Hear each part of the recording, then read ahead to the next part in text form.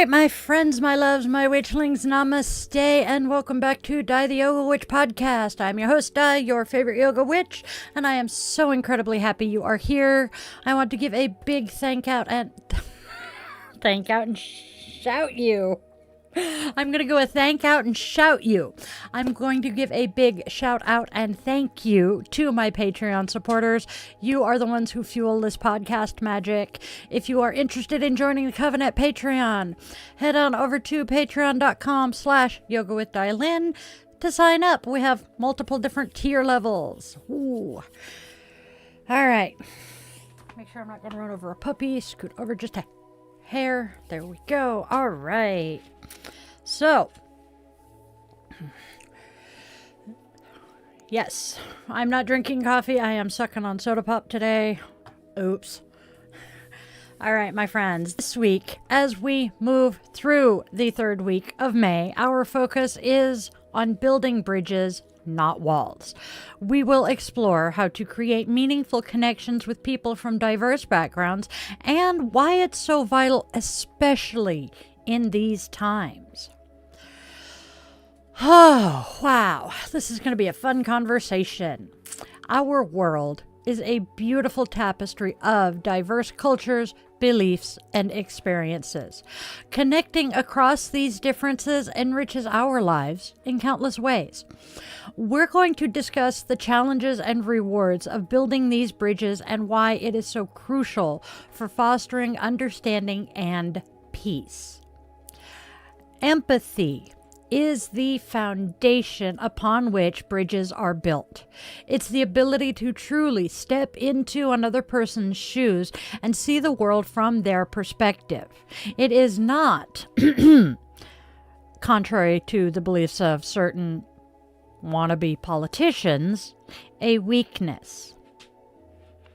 We will explore how to cultivate empathy and why it is so essential for building meaningful connections.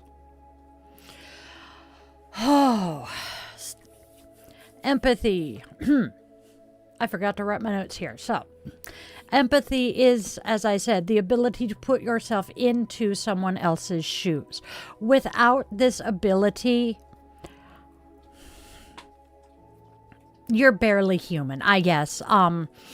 The lack of empathy is the number one biggest symptom to tick the boxes of to diagnose someone as a sociopath. Without empathy, it is difficult to express emotions and understand how other people work. It is a vitally important thing for everyone. And as an autistic person myself, I have heard the autistic people have no empathy. That is a lie. We have empathy, we just show it differently. Another thing, I guess, is conversations and difficult conversations. Conversations across differences can oftentimes be challenging, but they are also incredibly valuable opportunities for growth and understanding. We're going to get into discussing some practical tips for navigating these conversations with respect, active listening, and a willingness to learn. That said, you do not ever have to agree to disagree with someone when their opinions involve stripping others of their humanity or their basic human rights. So, practical tips for communicating with respect. Approach with humility. Recognize that you do not have all the answers and that others' experiences are valid even if they differ from your own. I mean, that's just basic common sense. Be mindful of your language. Choose words carefully to avoid generalizations, stereotypes, or even language that could be perceived as offensive or dismissive. Yes, most of the time stereotypes exist for a reason, but can we try to avoid stereotyping people? until they prove they live up to it. Next, we are going to acknowledge our privilege. Understand that your own background and experiences might give you certain advantages or perspectives that others may not share. Me, being a white woman,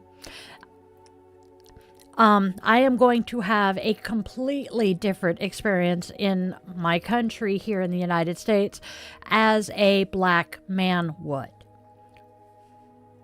And I understand this, I know this, and I try to be empathetic to those who do not share my privilege as a white person. Create a safe space. Yes, I know that those two words are a huge trigger for the non-snowflake people out there, I guess. But creating a safe space is simply fostering an environment where others feel comfortable sharing their thoughts and feelings without a fear of judgment or reprisal. Be that person or create that space where everyone feels safe to express their lived experiences, their thoughts, their feelings. It helps immensely to know that you're not going to be condemned for whatever controversial opinion you have. To practice active listening, try these. Give your full attention. Minimize other distractions, like, mute your phone, lock it, put it down, and focus on what the other person is saying, both verbally and non-verbally. Again, this is why I say, put the phone down and focus your attention on the person you are talking with. Only 10% of human communication is verbal. The rest of it is body language, tone of voice, and facial expressions. You miss the facial expressions that someone is making, you're very likely going to miss that they're being sarcastic or just not serious. Seek to understand, not to respond. So listen to comprehend what they are saying, not to formulate your response to what they are saying. Because if you're in your own head formulating your response to what they're saying, you're not paying attention to what they're saying anymore. Instead, concentrate on grasping their perspective. Actually hear what they are saying. And then, this leads into the next thing, ask clarifying questions. If you don't understand something they're saying, it's unclear, ask open-ended questions to gain a deeper understanding, such as, what does that experience mean to you? Or, can you tell me more about that? Works good for communicating with teenagers as well.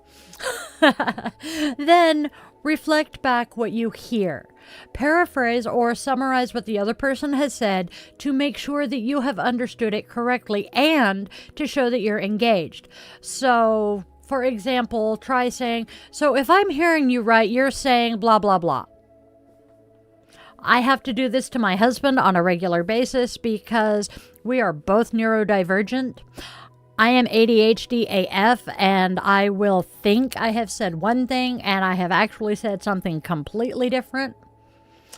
Or I choose the wrong word that, while it could mean what I'm trying to convey, another word would work better.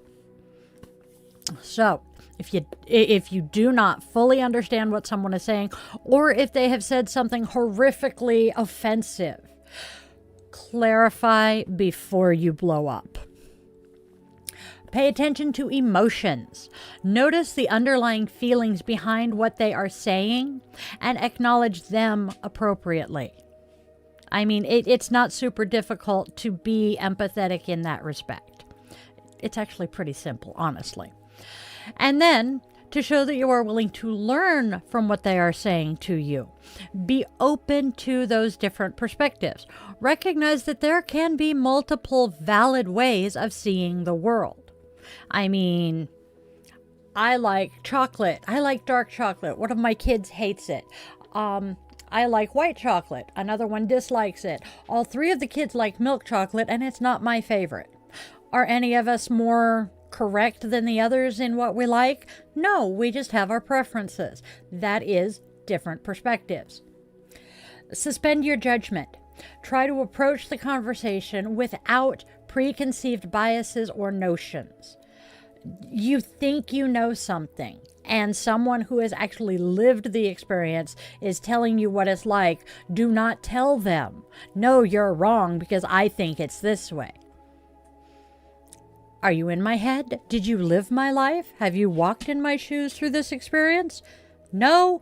Then please listen to the person who's lived it. Excuse me. Do your own research. I hate this phrase, especially right now, but it is accurate. If a topic is new to you, take the initiative to learn more about it from reliable sources outside of the conversation. Hell, if you know you're going to be talking to somebody about something you don't know a lot about, do a little bit of research before you go into the conversation. It will help you feel a whole lot less stupid while you're in the conversation.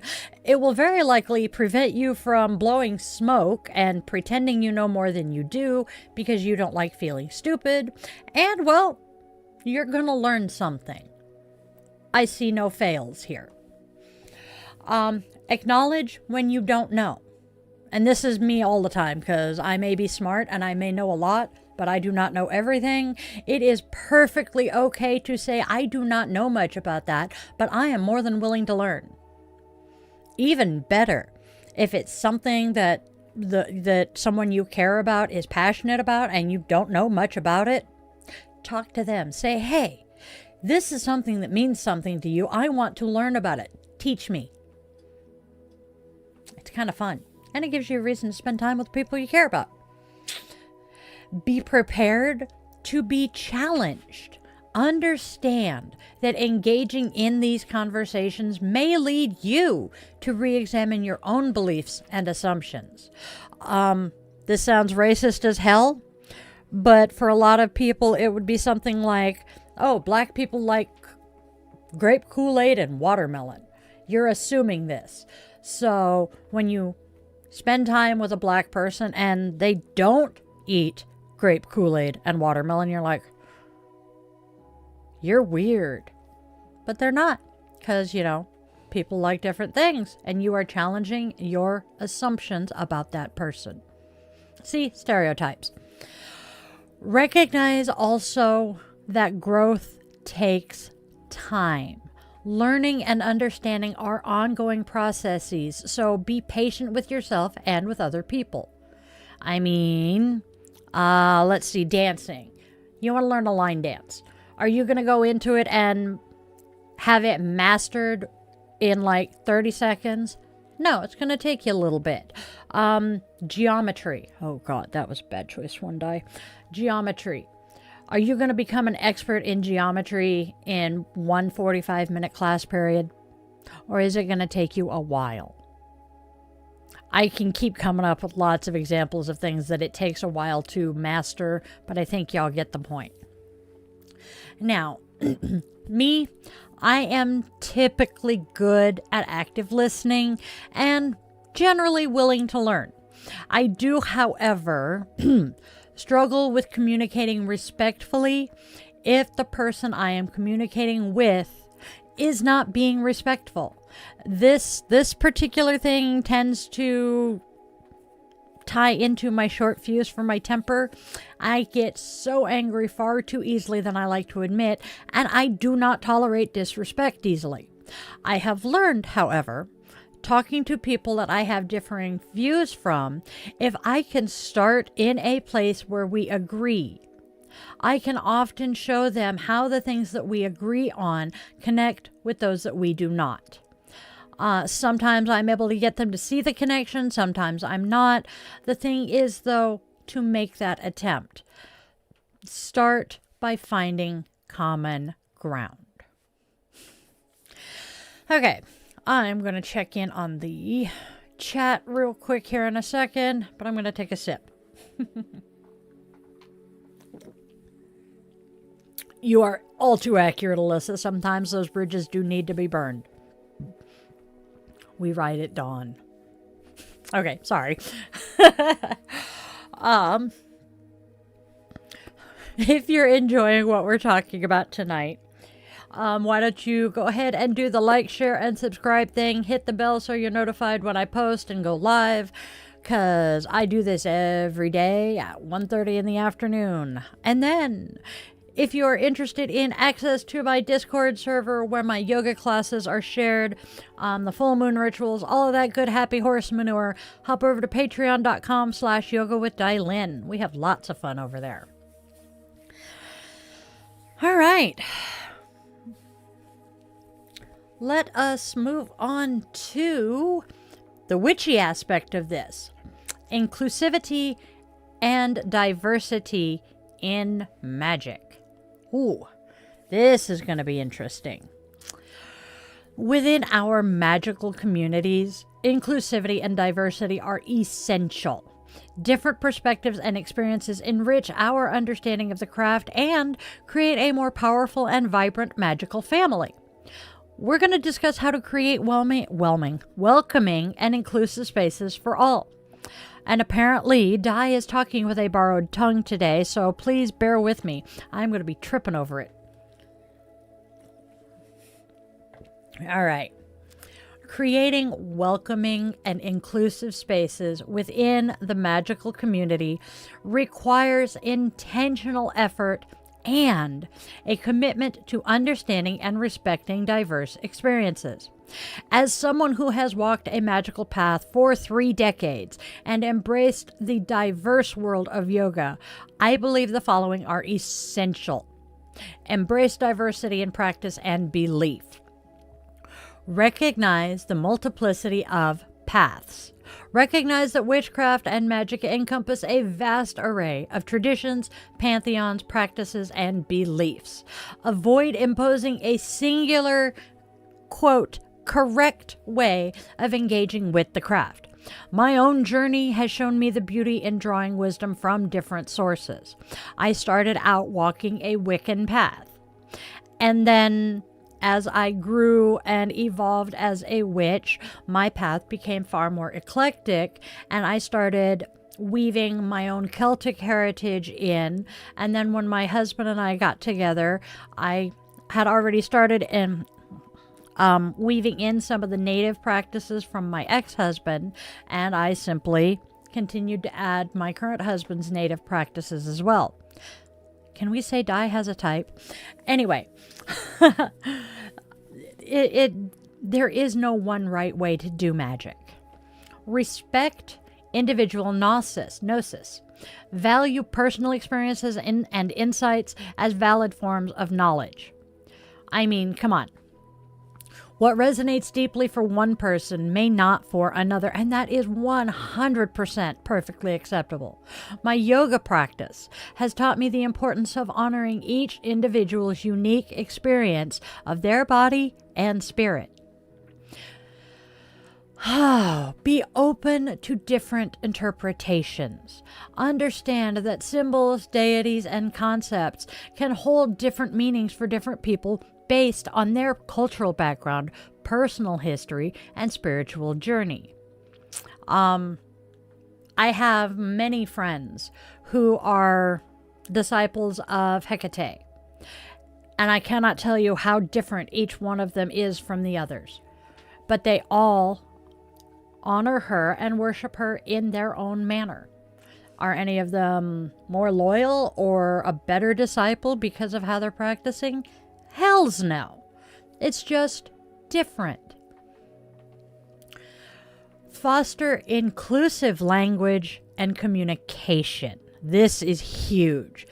Use respectful and identity-affirming language.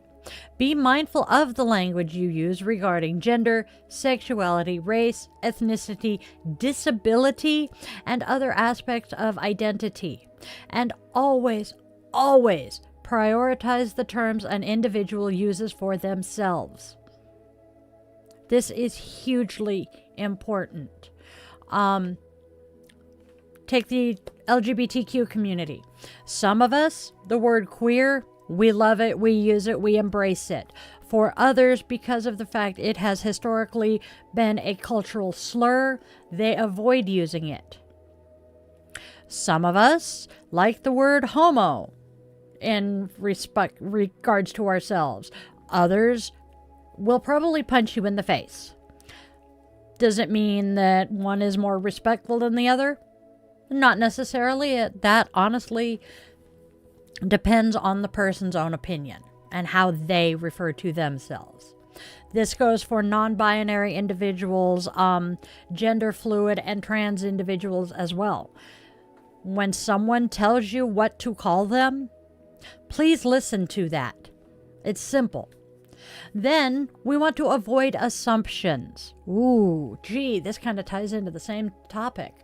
Refrain from making assumptions about someone's background, beliefs, or practices based on their appearance or any other characteristic. Do not assume that just because someone is black, they practice voodoo. Don't assume that because someone is tall, blonde-haired, blue-eyed, that they are going to be a Norse practitioner. I mean, come on.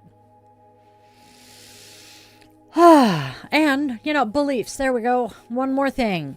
Just because someone is pagan, do not assume that they believe in the Wiccan rede of "and ye harm none, do as ye will."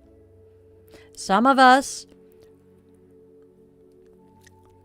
are do no harm but take no shit kind of witches, and, well, if a curse or a hex is called for, we'll hack it. We'll throw it, not hack it, but y'all know what I mean. We're going to come back to practicing active listening. When others are sharing their experiences, truly listen with the intent to understand, not to respond or, even worse, invalidate their experience. This is a core principle in both witchcraft and yoga, presence and mindful attention. I hate when I will say something that is my experience and somebody tells me that I'm wrong. Oh, it wasn't like that. You're imagining it. I lived it. Here's a huge one. I already mentioned that I use some Native American practices in my practice. Be mindful of cultural appropriation. Educate yourself on the origins of practices, symbols, and deities, and avoid using them disrespectfully or without proper understanding and acknowledgement. As the witch I am, I believe in honoring the roots of traditions while allowing for evolution. Something that sticks with me from my yoga teacher training. How many people, when they think of yoga, think of the Om symbol? Oh God, his name just escaped from me. His father was one of the more well-known yoga gurus, and he wrote the book The Heart of Yoga. And in the book The Heart of Yoga, he mentions going to a conference for yoga instructors and seeing the Om symbol slapped on t-shirts, coffee rings, coffee mugs, key rings, etc., etc. And he was horrified because to him that was the equivalent of, and I know Americans do this, but it was the equivalent of slapping a crucifix on anything and everything. The Om symbol is a sacred symbol to the Hindus and I think the Buddhists as well. And to see it just thrown on stuff willy-nilly was utterly disrespectful in his mind. And I tend to agree. Whew. Yeah, I really want to rant about that for a while, but I'm going to mind my manners and continue on. Next, we have creating accessible and safe spaces. Physical accessibility. When you are hosting in-person gatherings, consider the physical accessibility of the space for individuals with mobility challenges and other disabilities. Doorways. Are they wide enough for a power wheelchair to get through? The bathrooms. Is it a single story or a multi-story building that you're doing this in? If so, are there restrooms on both floors? And are they wheelchair accessible or accessible for someone who needs to use a crane, a rollator/walker, etc.? These are things to consider. Lighting. Is the lighting going to be appropriate for someone with low vision? Are they going to trip over things? These are important things to consider. Hi, your local spoony witch here. Emotional safety. Cultivate an environment where individuals feel safe to express themselves authentically without fear of judgment, harassment, or discrimination. My Friday night guided meditations are intended to be a sanctuary for all. They really are. I try very hard. I also try very hard to make sure that my podcast is a sanctuary for all, or my daily draws. I try so very hard to make anything I am doing a safe space for everyone around me, because I have been in too many unsafe. Just saying. Address power imbalances. Be aware of potential power dynamics within groups and strive to create equitable opportunities for all voices to be heard. Everyone is equal, unless you are in a hierarchical coven and you have the high priest, high priestess, and the lower, but even in most of those, all voices are equal. And I'm going to throw just a little bit more into this. When it comes to the power imbalances, be careful of relationships within that group with the power imbalance, because that could get very, very, very icky very, very, very quickly. Establish clear guidelines. This kind of goes along with that. If you lead a group or host events, establish clear guidelines for respectful behavior and address any instances of harmful conduct promptly and fairly. So pretty much, if someone screws up and steps over a boundary or just plows through it, make sure they know as soon as possible that that was not acceptable behavior, and, apply fair and appropriate consequences for such.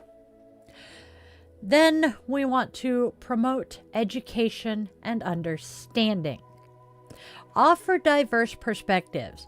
When sharing information through blogs, podcasts, classes, rituals, etc., actively seek out and share diverse perspectives and voices within the magical community.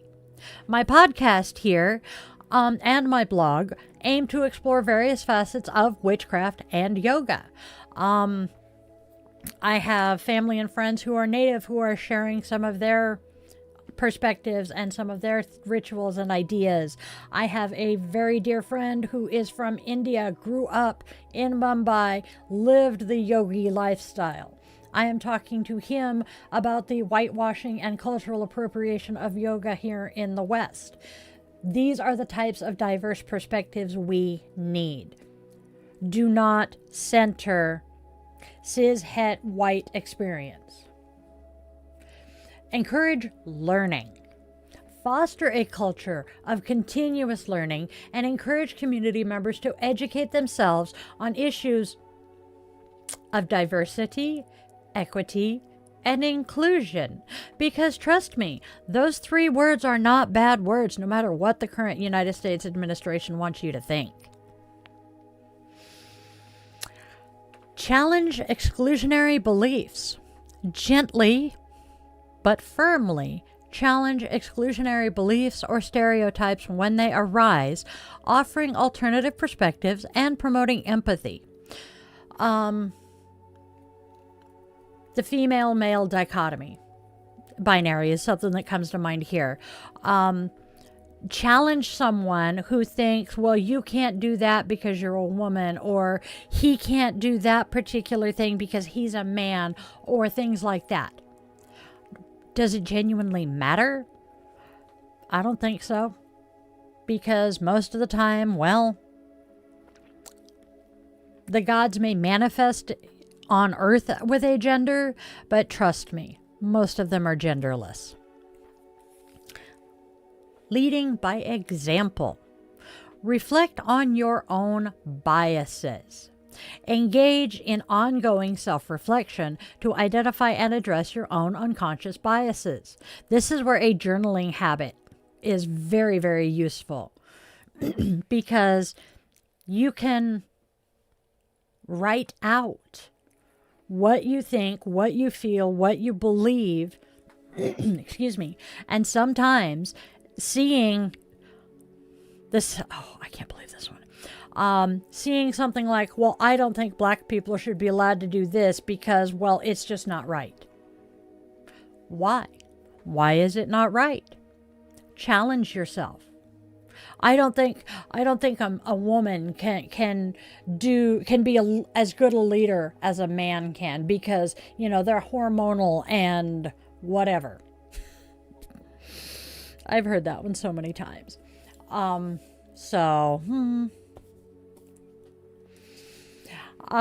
Next, be willing to learn and grow. Acknowledge that you will make mistakes and be open to feedback and learning from others. When you fuck up, own it, admit it, correct it, move on. It's the best you can do. Speak up against injustice. This is one that I'm very big on. Use your voice and platform to advocate for inclusivity and challenge discrimination within the magical community. As a queer, service-connected disabled veteran, I very much understand the importance of advocating for those who are marginalized. I mean, hell, I'm queer, I'm disabled, I'm a woman, I'm a veteran, I am disabled. I think I said disabled twice, but still. And I am not Christian. That was the other one. Most of those are marginalized communities. 90% of the time, I will tell you, the only thing I have going for me in our current society is the fact that I am white. By consciously implementing these tips, we can collectively work towards creating magical communities where everyone feels welcomed, respected, and empowered to explore their path authentically. The strength of our community lies in its diversity. Okay. Now that we've talked about connections in the magical community, let's talk about creating meaningful connections in the yoga community. But first, I'm going to check the chat and take a sip.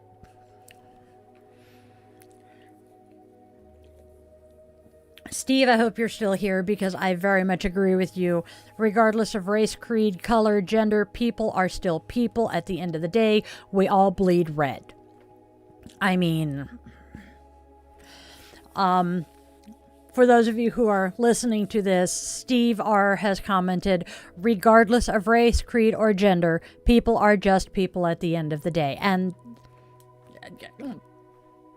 I can't change what he's. I cannot add anything to that. He is perfectly right.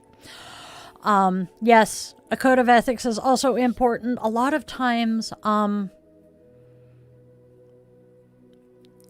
if you are a member of a coven, I honestly think the coven needs to have its own code of ethics.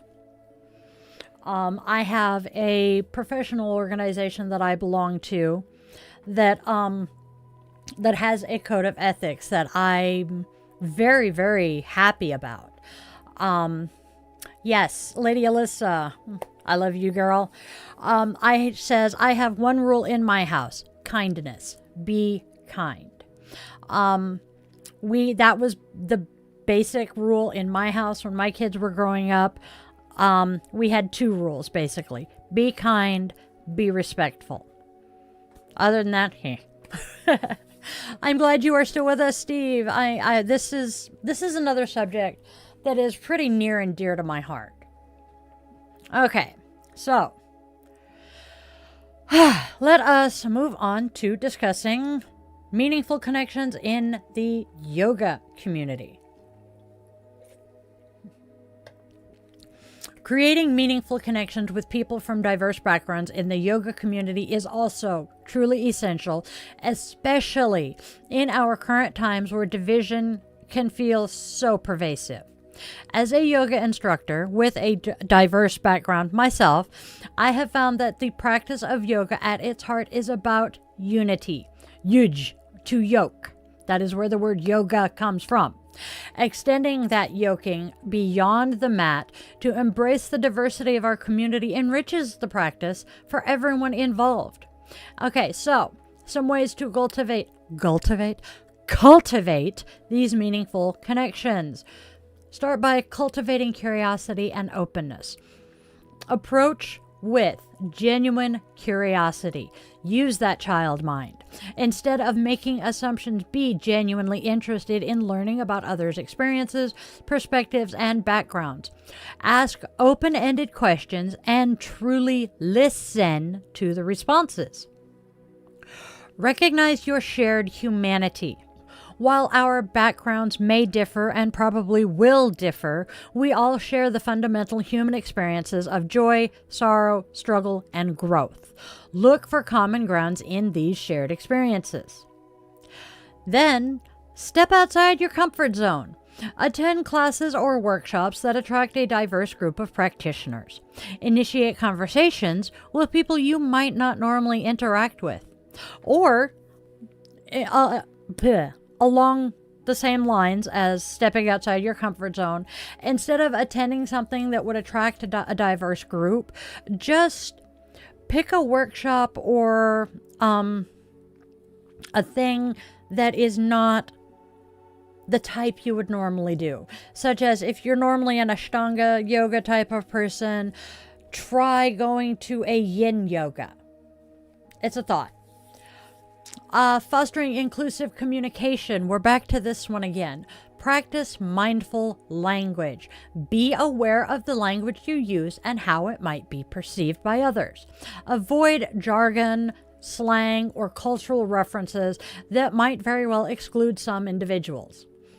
So if you're in a senior yoga class with, people over the age of 50, I would not suggest telling them to yeet their troubles,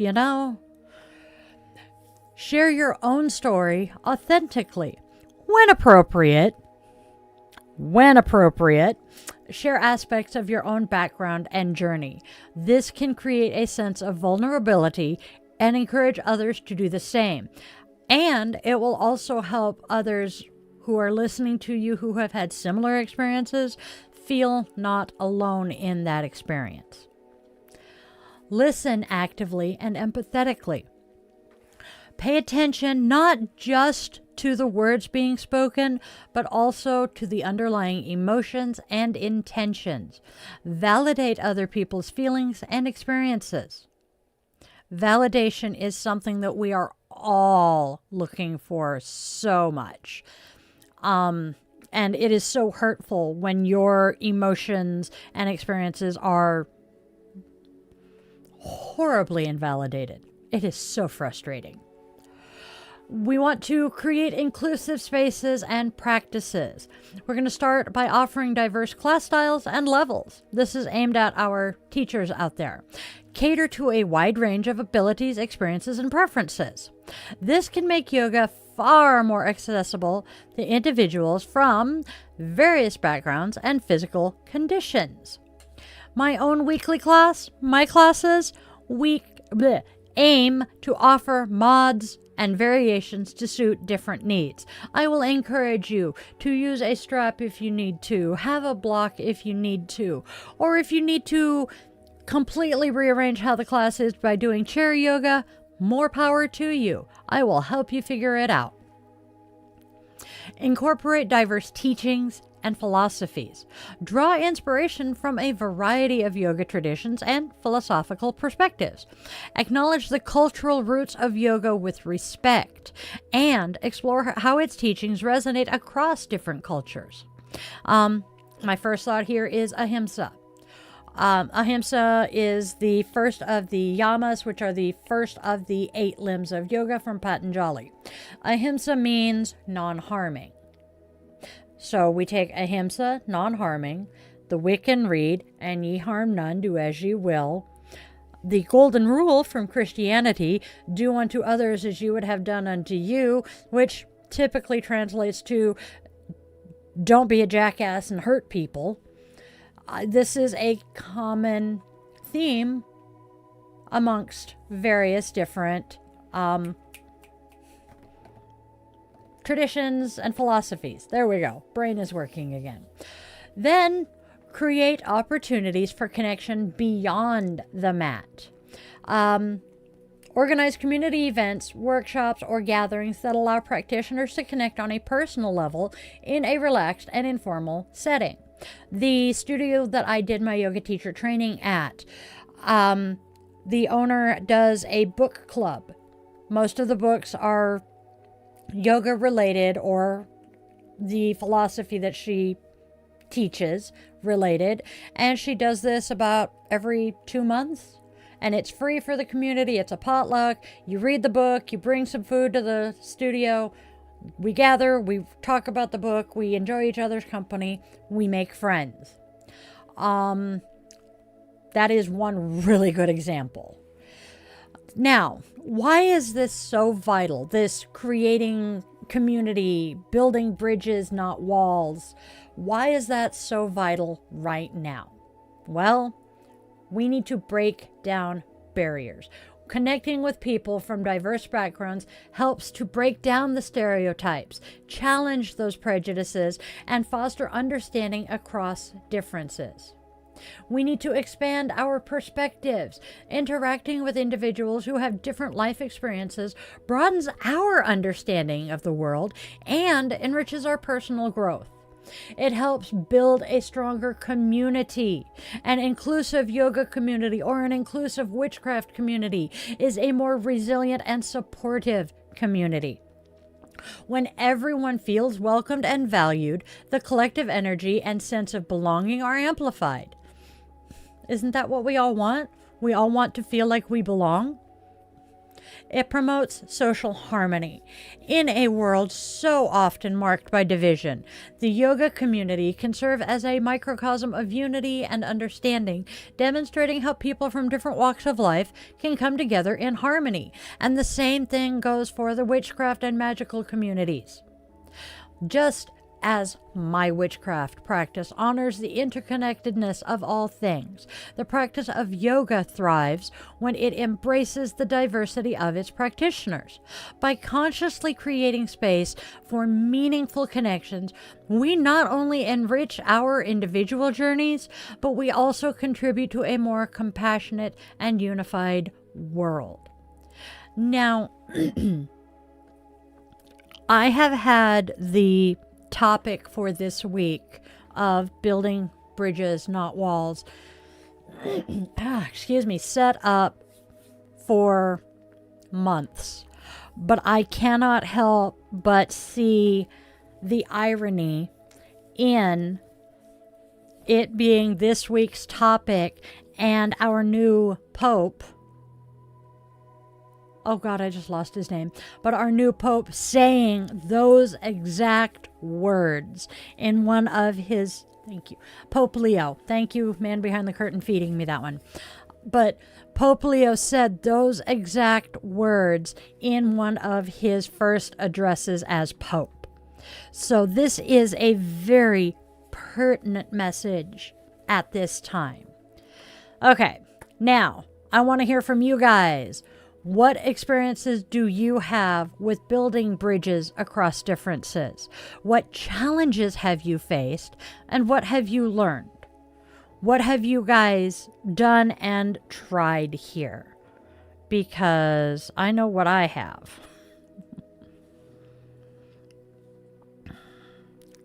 All right, anybody have any comments, questions, concerns? Oh, I had. Let's see. Have you tried to build some of these connections? What are some challenges to building connections that you have had? What are some challenges to building connections with people who are very different from you? How do you build community with people that are ideologically different? One of the ways that I do is And as usual, Alyssa and I are thinking along the same lines. Lady Alyssa says, I always try to come from a place of love. And I was about to say pretty much the same thing. When I am trying to build that connection with people who are ideologically different or from a different culture, I try to lead from a place of love and kindness. This has helped immensely for me as the black sheep of my family. I am let me start with my family of origin, are all uber conservative Republicans. They tend towards being homophobic and transphobic. And then there's little old me. I am a member of the queer community. I have transgender loved ones, many of them. And trying for me to communicate with my family of origin is so difficult sometimes because we are so ideologically different. And that is why I say it is always okay to refuse to agree to disagree with someone when their opinions want to strip humanity and basic human rights away from other people. Just saying. The other question I asked in my post on YouTube, are you able to agree to disagree with people whose views on things like religion, gender identity, and sexual orientation are different from yours? And if so, how do you do it? I am able to agree to disagree with people on religious ideals. Gender identity and sexual orientation, not as much.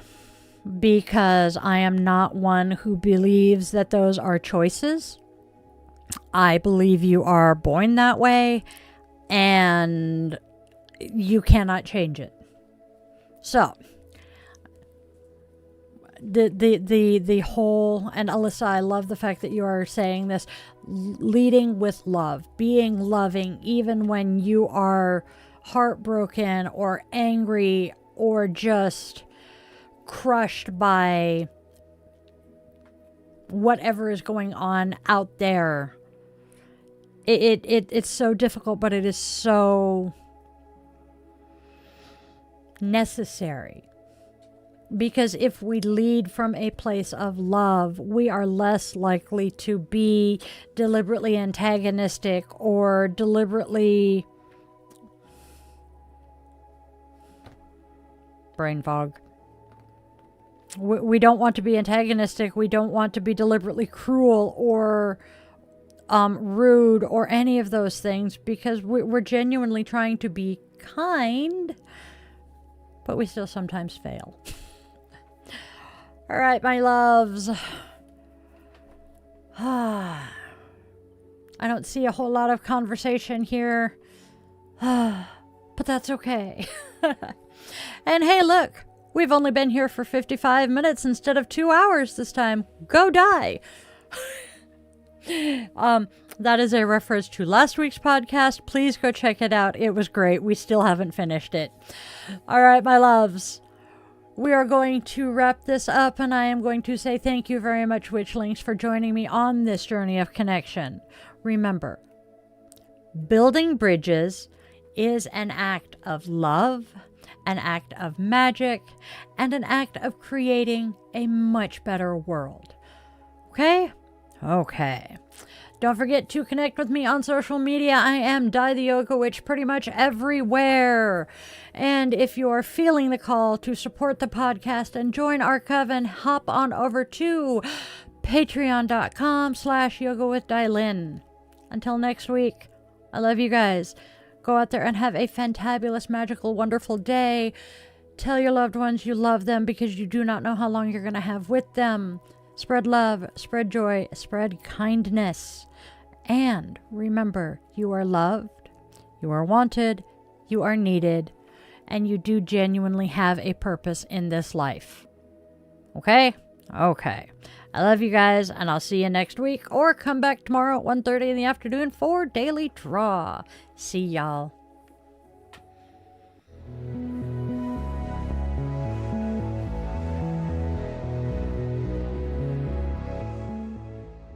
Your subscription ensures you never miss a moment of mystical insight, especially if you ring that bell, for a deeper dive into exclusive content, behind-the-scenes glimpses, bonus blog posts, monthly rituals, and my weekly yoga classes.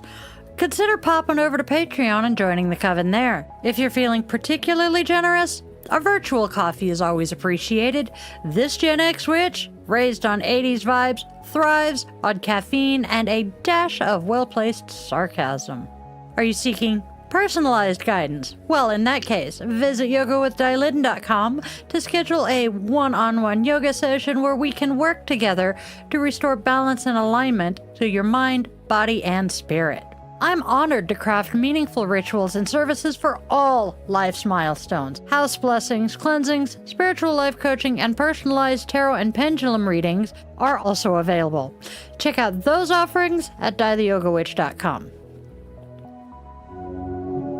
Don't miss out on your daily doses of divination. Tune in tomorrow for another episode, Monday through Saturday, same bat time, same bat channel, 1:30 p.m. Pacific time. And there's even more enchantment to weave into your week. Join me for our weekly rituals. Sundays, let's all gather around the cauldron for coffee and cues with Di the Yoga Witch at 1:30 p.m. Pacific time on Sundays. Bring your favorite brew and we'll delve into the mystical and the everyday, answering your questions and sharing the witchy wisdom I've gathered over the last 3 decades. Thursdays, tune into Di the Yoga Witch podcast for a fusion of yoga and witchcraft designed to inspire and uplift. Friday and Saturday evenings at 8:30 p.m. Seattle time, we offer some unique experiences. Fridays are for relaxation and interconnection. We zen our way into the weekend and unwind with guided meditation or yoga nidra asana, tapping into your inner magic and bringing that magical life into your yoga practice. Saturday evenings,